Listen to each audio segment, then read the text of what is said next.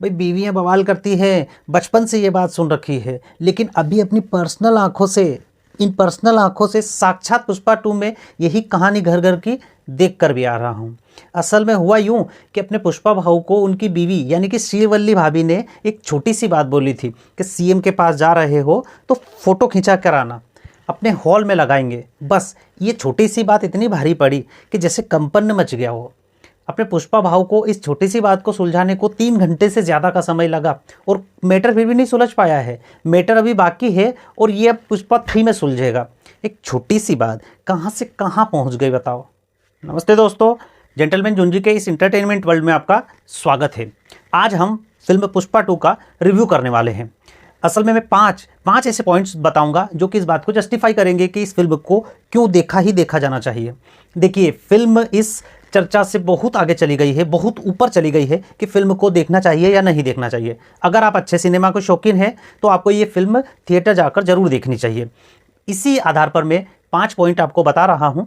इनमें से तीसरा और पाँचवा ये 2 ऐसे पॉइंट्स हैं जिन्होंने पर्सनली मेरे दिल में छेद कर रखा है। तो अगर इन 5 पॉइंट्स को पूरे देखना चाहते हो तो वीडियो को अंत तक जरूर देखें। तो इससे पहले कि आप 5 पॉइंट्स की खुमारी में डूब जाएं, चंद लाइनों में इसकी कहानी को एकदम शॉर्ट में समझ लेते हैं। पुष्पा 2 पुष्पा 1 की कहानी को आगे बढ़ाती है। पुष्पा 1 में हमने देखा था कि कैसे हमारे पुष्पा भाऊ मजदूर से मालिक बनने का सफ़र तय करते हैं। अब पुष्पा 2 में हम देखेंगे कि कैसे वो मालिक अपने मालिकियत की रक्षा करता है और कैसे वो फायर से वाइल्ड फायर बनता है। पुष्पा 1 में फहाद फाजिल यानी कि अपने भंवर सिंह शेखावत की एंट्री लास्ट में होती है। उनको देखकर 2 ही बातें जहन में आई थी। एक तो ये कि ये बंदा क्या बेइज्जत होने को ही मूवी में आया था, और दूसरा ये कि क्या पुलिस वाला बनेगा रे तू। लेकिन पुष्पा 2 में उनकी बड़ी दमदार भूमिका है। अपने पुष्पा भाव के साथ में वो लगभग पूरी मूवी में रिवेंज खेलते हैं, जिससे कि ट्विस्ट पे ट्विस्ट बढ़ते जाते हैं। मूवी में पुष्पा भाऊ 2 मामलों में उलझे हुए हैं। एक है राजनीतिक मामला जिसमें कि वो क्या हीला डालना वाला खेल खेलते हैं, और दूसरा है पारिवारिक मामला। अब पारिवारिक मामले के बारे में मैं बात नहीं करूंगा। क्योंकि किसी के पारिवारिक और पर्सनल मैटर में मैं ताका झांकी और दखल अंदाजी पसंद नहीं करता, और करूं भी तो किस पे। रप्पा रप्पा मारेगा वो बंदा मुझे। इन्हीं सब झमेलों से पुष्पा भाऊ कैसे बाहर निकलते हैं, यही फिल्म के ट्विस्ट है जिनका कि दीदार करने के लिए आपको थिएटर में ज़रूर जाना चाहिए। तो अब बात कर लेते हैं उन 5 पॉइंट्स की जिसके कारण आपको फिल्म देखनी ही चाहिए और जिसकी डफली हम बहुत देर से बजा रहे हैं। पहला पॉइंट है अल्लू अर्जुन की एक्टिंग। अल्लू अर्जुन ने पुष्पा भाऊ के कैरेक्टर को एकदम अमर कर दिया है। मूवी देखकर आप जब बाहर निकलेंगे तो आप पर्सनली फील करेंगे कि सच में ऐसा कोई व्यक्ति एग्जिस्ट करता है जो कि राजा की तरह सिर्फ शासन करना जानता है। सच में ऐसा कोई व्यक्ति एग्जिस्ट करता है जो कि अपनी बात पर जमे रहना जानता है। नहीं जानता तो सिर्फ एक बात, मैं झुकेगा नहीं साला। अल्लू अर्जुन के अलावा यहाँ पर फहाद फाजिल की भी जमकर तारीफ की जानी चाहिए, क्योंकि उन्होंने भी इतना बेहतरीन काम किया है कि आप उनकी तारीफ किए बिना रुकेंगे नहीं। दूसरा पॉइंट है इसके एक्शन और बीजीएम, दोनों बेहतरीन है। एक्शन पुष्पा भाऊ ने इतने अच्छे किए हैं, चाहे वो माँ काली के रूप में किया हुआ एक्शन हो या फिर अंत का एक्शन सीक्वेंस, सब लाजवाब हैं। हाँ, इसके संगीत की तुलना पिछली पुष्पा से की जाए, पुष्पा 1 से की जाए, तो यहाँ पर संगीत थोड़ा सा कमज़ोर नज़र आता है, और मैं इसकी कड़ी आलोचना करता हूँ, निंदा करता हूँ। अंतर्राष्ट्रीय मंचों पर मैं ये बात उठाऊंगा। काटो, आधा नंबर काटो इसका। तीसरा पॉइंट है इसकी कहानी। इसकी कहानी इतनी सधी हुई और इंटेंस है कि अंत तक दर्शकों को ये बांधे रखती है।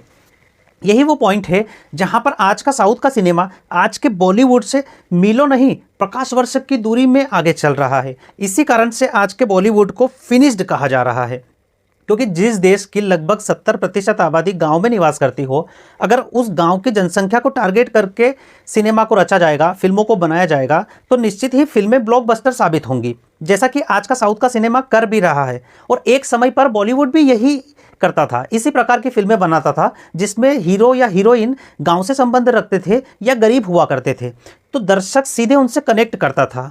लेकिन बॉलीवुड में करण जौहर का एक अलग ही यूनिवर्स चल रहा है, जिसके लगभग हर पिक्चर के हीरो हीरोइन कच्छा पहन के कॉलेज जाते हैं।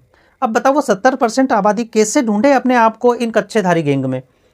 पूरे देश में अगर आप टॉर्च लेकर भी ढूंढेंगे ना, तो मुश्किल से आपको 3-3.5 लोग ऐसे मिलेंगे, और बस ये 3-3.5 लोग कच्छाधारी लोग ही ऐसे इच्छाधारी करण जौहर की पिक्चर के दर्शक होते हैं। इसलिए बहुत शानदार तरीके से फ्लॉप होती है पिक्चरें।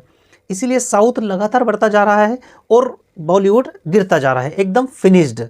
अब साउथ यहाँ पर वाइल्ड फायर कर रहा है और बॉलीवुड यहाँ पर ये कर रहा है, इसीलिए साउथ की फिल्में बहुत तेज़ी से ग्रोथ कर रही है।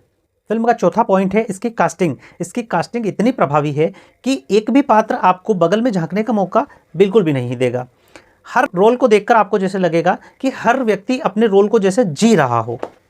पांचवा और सबसे अंतिम पॉइंट है कि इस पेट्रियार्कल सोसाइटी में वीमेन की कैसे रेस्पेक्ट की जाती है, इसका साक्षात उदाहरण इसमें दिया गया है।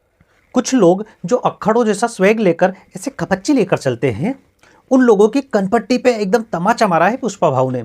क्योंकि किसी में स्वैग होना और उसका बैल हो जाना, ये दोनों अलग अलग चीज़ें हैं, इनमें अंतर होता है भाई। किसी के पास यदि दिल ही ना हो जो किसी के लिए तड़प सके, किसी का सम्मान कर सके, तो उसको स्वैग की संज्ञा बिल्कुल नहीं दी जानी चाहिए, वो तो फिर जाहिल गंवार हुआ ना। तो कुल मिलाकर पुष्पा भाऊ में जो है एनिमल के हीरो में वो दूर दूर तक नहीं दिखाई देता है। तो ये थी पुष्पा 2 की राम कहानी। वीडियो अगर थोड़ा भी अच्छा लगा हो तो उसे लाइक शेयर कीजिएगा, और अगर ये प्रयास पसंद आया हो तो चैनल को प्लीज़ सब्सक्राइब कीजिएगा। एक निवेदन छोटा सा ये कि वीडियो में कोई भी कमी नज़र आती हो, जो कि होगी ही स्वाभाविक तौर पर, तो प्लीज़ उसे कमेंट में ज़रूर बताइएगा ताकि हम उसमें सुधार कर सकें। चैनल का ये पहला वीडियो है, लेकिन वीडियो लगातार आते रहेंगे क्योंकि मैं अब झुकेगा नहीं इस साला।